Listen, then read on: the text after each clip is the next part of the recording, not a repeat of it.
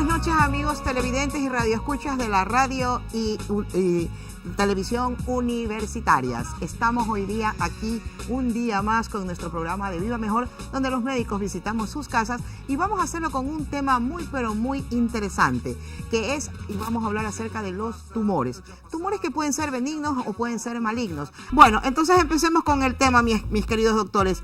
Y yo le quiero preguntar a usted, doctor Ortiz, usted con su experiencia de cirujano oncólogo, ¿cómo diagnostica, cómo viene usted a un paciente que tiene un tumor? Porque ya yo lo dije al inicio del programa, estos tumores pueden ser benignos como pueden ser malignos. ¿Qué es lo que usted encuentra en esos pacientes? ¿Cómo acuden los pacientes a su consulta?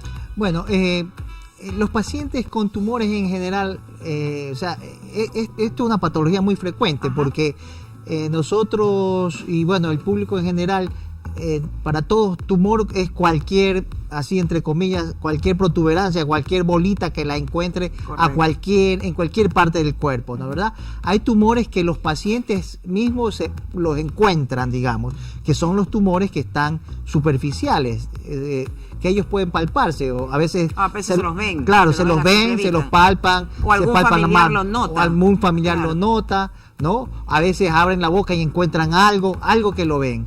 Esos son, digamos, los tumores que llaman la atención al propio paciente. Hay otros tumores, en cambio, que son diagnosticados por otros médicos por algún síntoma que tengan, ¿no? ¿Verdad? Nosotros tenemos tumores en todos lados. Nosotros podemos tener tumores desde el cerebro, la piel, en todos lados, intestino, el estómago, el corazón, el útero, en todos lados hay tumores. Entonces hay tumores que los diagnostican ciertos especialistas y son derivados a los oncólogos, que somos los que manejamos mayormente estos tumores, para poder tratarlos. Entonces la diversidad es grande, los síntomas que se presentan son grandes, entonces pero el síntoma más común, supongamos, vamos a hablar ahorita de los tumores malignos, el síntoma más común, el que más predomina, ¿cuál es, doctora? ¿Acaso la pérdida de peso? A ver, lo más común de todos los tumores es generalmente el nódulo, el nódulo, la masa, digamos nosotros, que el paciente se palpe algo. Cuando el tumor, dependiendo de la localización del tumor y dependiendo de la extensión del tumor, son los síntomas, ¿no? ¿Verdad? Claro. Un tumor puede, por ejemplo, ¿cuáles son los síntomas que a nosotros nos alertan sobre tumores? Generalmente son síntomas. Si es en el útero, el sangrado. Por ejemplo, en el útero, sangrados, sangrado transvaginal, sangrados transrectales, ronquera, tos que no se... Orina con sangre. Orina con sangre. Si es en la próstata, claro. Si es en la vejiga, orina con sangre. Tos que a pesar del tratamiento no cede, ¿no? ¿Verdad? Entonces... esos síntomas son los que tienen que alertar a los pacientes para que puedan acudir donde un especialista. La otra cosa que se ve también es úlceras en la piel que no curan, a pesar de los tratamientos. Todas esas cosas a nosotros nos tienen que alertar sobre que hay un problema que no está bien. Doctor Rubio, y en cuanto a su especialidad, usted como patólogo, usted muy bien nos lo ha explicado en otras ocasiones, no todos los tumores son malignos, como estamos hablando acá con el doctor Ortiz. Hay tumores benignos. Sí. ¿Cuál sería la clasificación, o sea, mejor dicho, cómo usted clasifica cuando un tumor es benigno y cuándo es maligno? Sí, bueno, los tumores benignos generalmente crecen lentamente, muy lentamente, están encapsulados, tienen una pseudocápsula o una cápsula verdadera a veces. Se expanden como un núcleo y van creciendo pues por expansión, pero bien circunscritos, bien delimitados con esa cápsula. Y me imagino que no han de producir mucha sintomatología. No, mientras sean pequeños no dan sintomatología. Los tumores benignos que den sintomatología son raros, pero más que nada cuando están, por ejemplo, en el útero, cuando están debajo de la mucosa del endometrio, porque sangran, ¿no? Esos provocan sangrado cuando son submucosos. Y también esa es la alerta para la paciente. Un sangrado que no es menstruación ya tiene que alertarla de que algo está pasando en su Algo útero. está pasando. ¿Qué pasa con el estómago, por ejemplo, el intestino? Sí, cuando hay anemia, una anemia ferropénica, ¿no? Que no se sabe exactamente un paciente que su hace origen. exámenes y siempre está anémico, está pálido, pérdida de peso, pálido, tiene náusea, a veces vómito, pero una anemia ferropénica y una debilidad muy marcada. En ese caso, cuando está así el paciente, es mandatorio hacerle una endoscopía digestiva alta para descartar algún problema gástrico o duodenal, o también una colonoscopía, que es una endoscopía digestiva baja, en la cual se llega desde el recto, colon descendente, transverso, hasta llegar al ciego. O pólipos ahí, ¿no? Para descartar tumores benignos o tumores malignos. Cuando son adenomas, son lesiones precursoras de cáncer. Benignos. Y son benignos, pero hay que tener una alerta, porque estos generalmente se malignizan. ¿Todos los tumores producen o terminan en cáncer? No todos los tumores necesariamente terminan en cáncer. La mayor parte, afortunadamente, nacen benignos y se permanecen así. Pero sí existen ciertos tumores, por ejemplo, tumores de ovario, que tienen una malignidad intermedia, que se dice, y esos pueden desarrollar quizás cáncer. En el asunto de clasificación, el borderline o el limitante es el que comienza a ser displásico. O sea, hay un cambio en la célula. Hay un cambio en la célula. Pero el tumor que comienza maligno termina maligno. Claro, el que nace maligno definitivamente siempre. Maligno. El benigno, afortunadamente, la mayor parte, yo diría por alrededor del 85% de todos los tumores, o 90%, nacen benignos y siempre se permanecen así. Benignos. Doctor Ortiz, ¿los tumores son hereditarios? A ver, bueno, los tumores en la mayoría no son hereditarios. De hecho, hay un grupo de tumores que sí están relacionados con la herencia, ¿no? Pero son tumores muy específicos, ¿no? Por ejemplo, hay tumores de mama que están relacionados con la herencia, o sea, tumores malignos de mama que están relacionados con la herencia. Que la mujer ya lleva el gen dentro de ella. Pero esto es la mínima cantidad de mujeres tienen ese problema. La mayoría de las mujeres que tienen cáncer de mama no está relacionado con la herencia. Hay otros tumores que están relacionados con la herencia, por ejemplo, tumores de colon que se malignizan y están relacionados con la herencia también, pero en general la mayoría de los tumores no están relacionados con la herencia. O sea, no son hereditarios. Así es. ¿Los tumores solo afectan a personas mayores? No, bueno, los tumores pueden afectar a cualquier edad, ¿no? Benignos o malignos pueden afectar a cualquier edad. Conforme sea mayor la persona, tiene tendencia a desarrollar quizás mayor cantidad de tumores malignos. Pero no tiene que ver la edad para saber si es benigno o maligno. Pero sí tiene que ver que un niño, por ejemplo, que tenga un tumor maligno es más maligno que un adulto, ¿verdad? Claro, tiende a ser más agresivo en ciertos momentos, por ejemplo, los astrocitomas o gliomas. Los gliomas son muy agresivos y entonces esos tumores tienden a invadir fácilmente, pero no da metástasis porque tan solo están a nivel cerebral.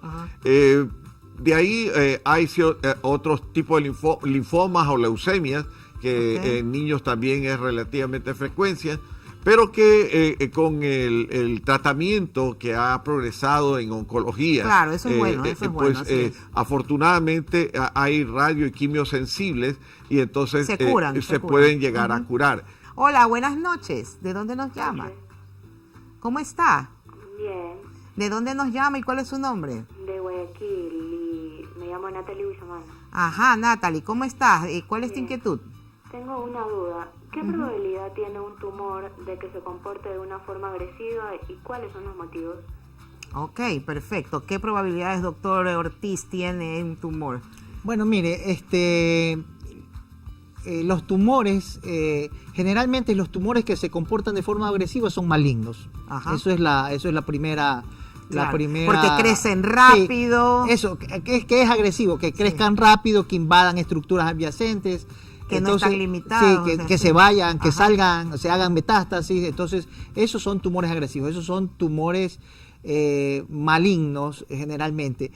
Y la posibilidad básicamente va a depender de qué tipo de tumor es, ¿no verdad? O sea, del tipo histológico, que eso nos tiene que decir el patólogo, y también de la localización. Esas dos cosas son las dos pautas que nosotros tomamos, las pautas que nosotros analizamos para ver el tipo de tratamiento que le vamos a dar y sobre todo si es quirúrgico o no es quirúrgico y qué tratamientos posteriores hay que darle. Y también con eso a veces podemos predecir, sabiendo la histología, sabiendo el subtipo de tumor, podemos predecir la agresividad y la probabilidad de que ese paciente se pueda curar y la probabilidad de que ese paciente se pueda tratar de una manera adecuada. ¿El consumo del tabaco y el uso de desodorantes pueden producir tumores, doctor Rubio? ¿Qué nos puede usted decir algo al respecto? Bueno, el tabaco definitivamente sí. Sí. O sea, la nicotina está comprobado a nivel internacional que es un carcinógeno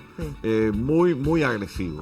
La nicotina sea dada por... Antiguamente los beisbolistas masticaban el tabaco, claro. no lo fumaban, lo masticaban y Cáncer le de comenzaba a salir cáncer de toda la cavidad oral, lengua, mejilla, bueno, y el que fuma, tanto la persona que fuma, por ejemplo, más de 2 cajetillas diarias, por 10 años por lo menos, pero 2 cajetillas diarias, tiende a desarrollar carcinoma, que puede ser desde carcinoma bronquial primero, carcinoma de vías urinarias y carcinoma de la cavidad oral, lengua, faringe, inclusive hasta el esófago a veces. Hemos traído unos tumores para que ustedes vean lo interesante que es esto.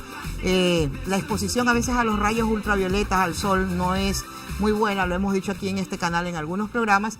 Y bueno, vamos a mostrarles aquí con el doctor Rubio algunos de los casos donde hemos tenido, por ejemplo, el primer caso, doctor Rubio, usted nos comentaba, háblenos acerca un poquito de eso, del cáncer en piel de glúteo, de una chica que tomaba sol de espaldas con el bikini, miren lo que le pasó. Esta es una, si ustedes observan, es una piel de color blanco, naturalmente no tenía protector solar, que es muy importante en esos casos, y el tiempo de exposición a los rayos ultravioleta, más que nada a mediodía. Y entonces aquí se observa una masa tumoral que empezó como una lesión in situ, como una verruga, una lesión pequeña, pero que fue avanzando paulatinamente. Se hizo de tipo exofítica, es decir, como fungosa hacia afuera.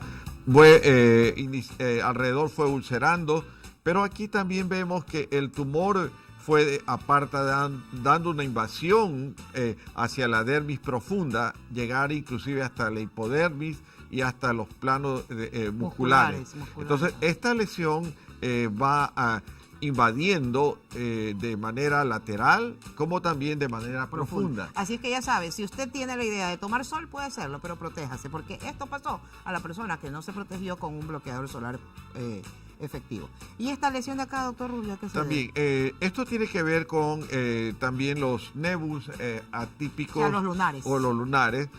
Son masas tumorales que cuando el lunar cambia de color, invade paulatinamente primero superficialmente y luego va infiltrando de manera profunda diversos tonos de colores, infiltración en planos profundos que van invadiendo y cuando llega a planos profundos generalmente da metástasis, ¿no? Esto es en cuero cabelludo, ¿verdad? Sí, esto es en cuero cabelludo. Tiene también que ver un poco la exposición a rayos ultravioleta, o sea, del sol a mediodía y también el tiempo de exposición sin usar bloqueadores, ¿no? Bueno, aquí en los latinoamericanos tenemos la predisposición de que los lunares en la planta del pie o en la palma de las manos tienen mucha predisposición a malignizarse, a transformarse en un melanoma maligno. De hecho, en la gente anglosajona, los melanomas malignos se ven más en áreas expuestas, o sea, en las caras, en los hombros, pero en los latinoamericanos, el primer sitio donde nosotros encontramos, probablemente el más común, donde nosotros encontramos un melanoma maligno, es en la planta del pie, generalmente en el talón. Entonces, miren, si nosotros tenemos un lunar en la planta del pie, en la palma de las manos, vaya rápido a sacárselo. Así no tenga características de cáncer en ese momento, porque eso a la larga se podría malignizar. Es muy importante. Y es que lo que dice el doctor Ortiz es muy cierto. Esta persona empezó con un lunar en su planta del pie y terminó siendo este gran tumor. Miren ustedes que tuvieron que amputar el pie porque precisamente es un tumor demasiado maligno. Quiero acotar algo. Inicialmente que quizás sea como un lunar que se llama léntigo acral, ¿no? Sí, pero posteriormente este léntigo acral comienza primero a transformar sus colores y comienza a invadir horizontalmente. Luego, esta lesión tumoral que ya ha cambiado de tono, color y comienza a invadir horizontalmente, invade profundamente y en ese momento ya busca los conductos linfáticos y se invade paulatinamente a los ganglios regionales, luego a los ganglios inguinales y luego se va a los axilares. Luego, naturalmente comienza a dar metástasis al hígado y los ganglios cervicales en esa región. Bueno, entonces, y aquí hemos visto estos tumores, perdón que lo interrumpa, doctor Rubio, pero mire, este sale protruye, este también protruye y este protruye. Y el de acá yo no le veo que le protruye nada. ¿Qué pasa ahí? Bueno, esto es un cáncer gástrico, es un tumor.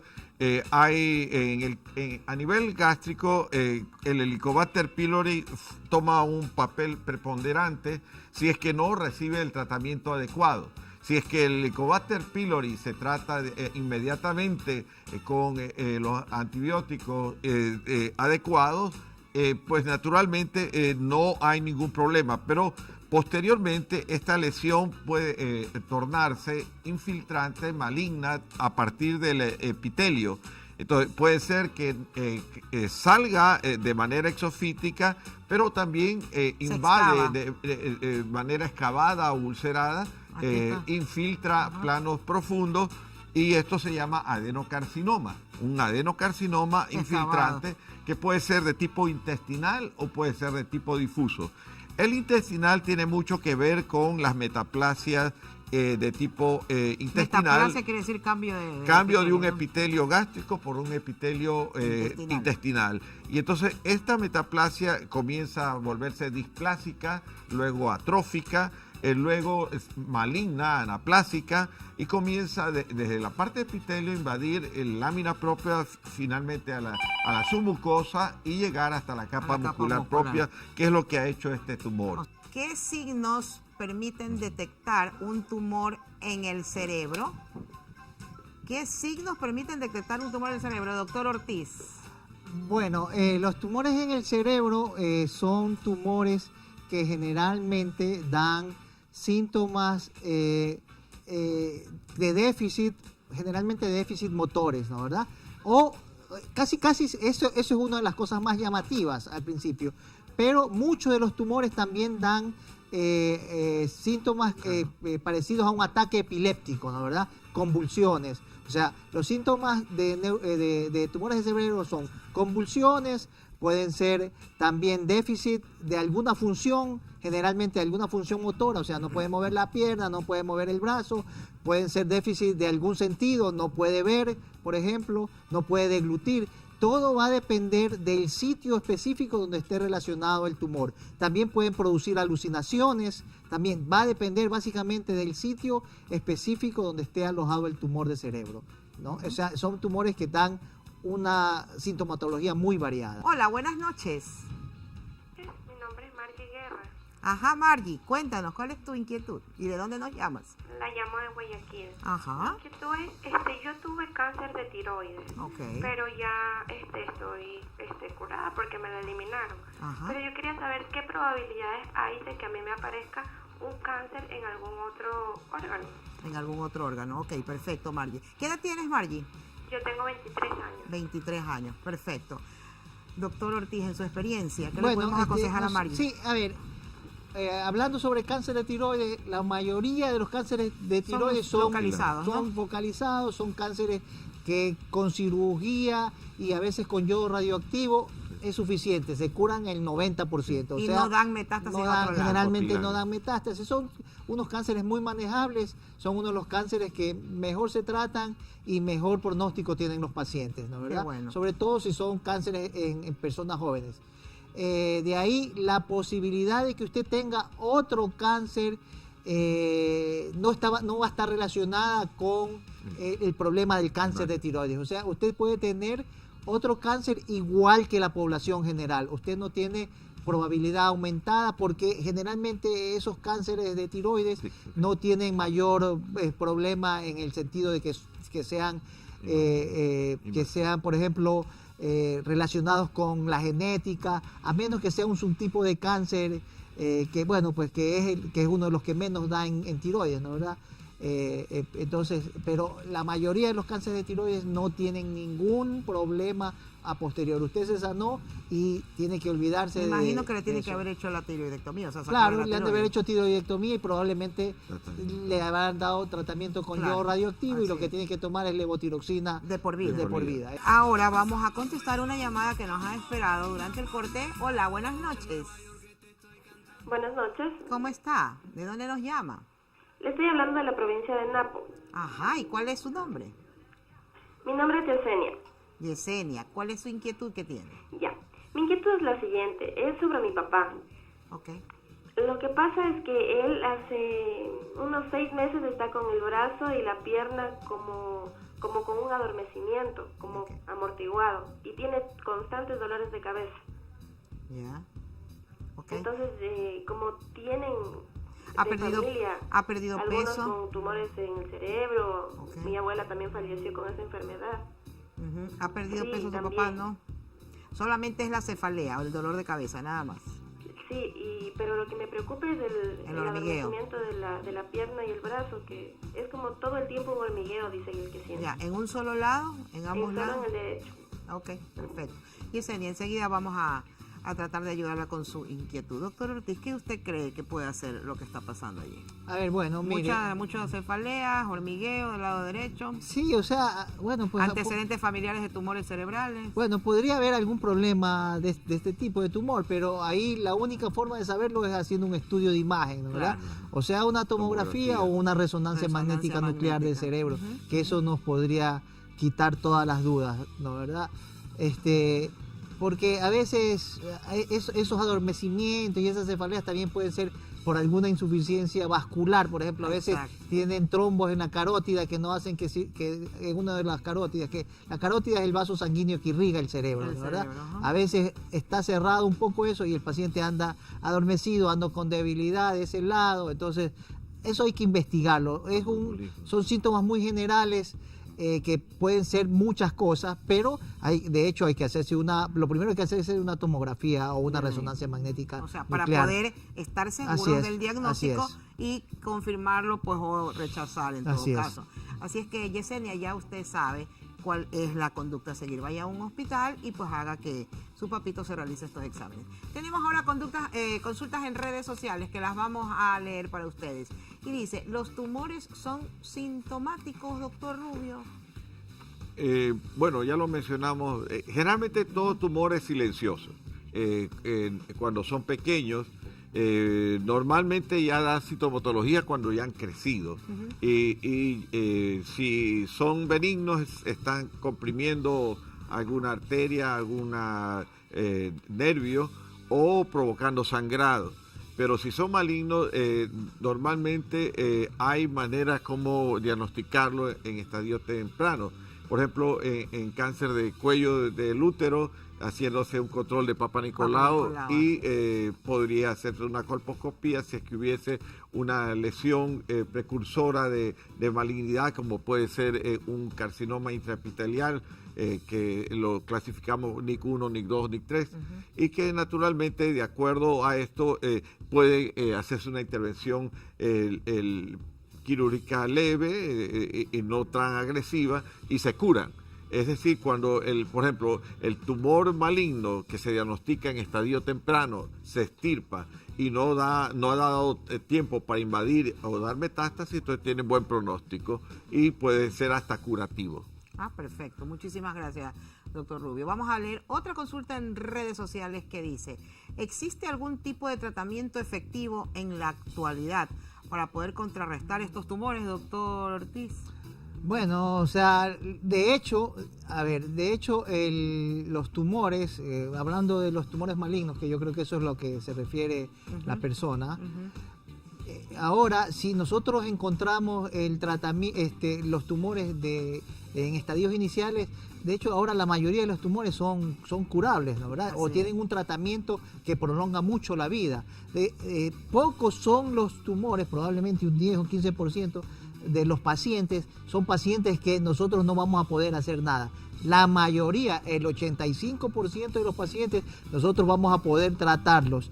Si son tumores sólidos, generalmente el eje principal del tratamiento es la cirugía, y de ahí va a tener algunas veces darle radioterapia, a veces darle quimioterapia, dar hormonoterapia, bueno, hacer otros tratamientos adicionales, ¿no? Pero actualmente estamos, yo creo que en un momento bueno de la ciencia, y la mayoría de los pacientes se pueden o curar o tener un tratamiento que les dé una prolongación de su vida, de buena calidad de vida. Somos Viva Mejor, el programa que lleva a los médicos, nosotros los médicos, a sus casas. Soy la doctora Gilda Moncayo. Muy buenas noches.